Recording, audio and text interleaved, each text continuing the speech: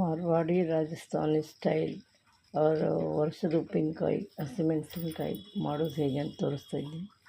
ಹಸಿಮೆಣಸಿನ್ಕಾಯಿ ತೊಳೆದು ಒರೆಸಿ ಹೆಚ್ಚಿಟ್ಕೋಬೇಕು ಈ ಥರ. ಅದಕ್ಕೆ ಅರಿಶಿನ ಪುಡಿ, ಸಾಸಿವೆ, ಬಡೆ ಸೋಂಪು, ನಿಂಬೆಹಣ್ಣು, ಉಪ್ಪು. ಈ ಚಿಕ್ಕದಾಗಿ ಕಟ್ ಮಾಡಿದ ಹಸಿಮೆಣಸಿನ್ಕಾಯಿಗೆ ಅರಿಶಿನ ಪುಡಿ, ಉಪ್ಪು ಹಾಕಿ ಕಲಸಿ ರಾತ್ರಿಯೆಲ್ಲ ಇಡಬೇಕು. ಸಾಸಿವೆ, ಬಡೆ ಸೋಂಪು ಹುರಿದು ಪುಡಿ ಮಾಡಿ ಇಟ್ಕೊಂಡು ಮರುದಿನ ಬೆಳಿಗ್ಗೆಗೆ ಕಲಸಿ ನಿಂಬೆಹಣ್ಣು ಹಿಂಡಬೇಕು. ಈ ಥರ ರೆಡಿ ಆಗುತ್ತೆ. ಬೇಕಾದವರು ಸಿಟ್ರಿಕ್ ಆ್ಯಸಿಡ್ ಹಾಕ್ಕೋಬೋದು, ಬೇಡಾದವರು ಇಲ್ಲ. ನಿಮ್ಮುಪ್ಪು, ನಾನು ನಿಮ್ಮುಪ್ಪು ಯೂಸ್ ಮಾಡಿಲ್ಲ, ಸ್ಕಿಪ್ ಮಾಡಿದ್ದೀನಿ. ನಿಮಗೆ ಬೇಕಾದರೆ ಹಾಕ್ಕೋಬೋದು.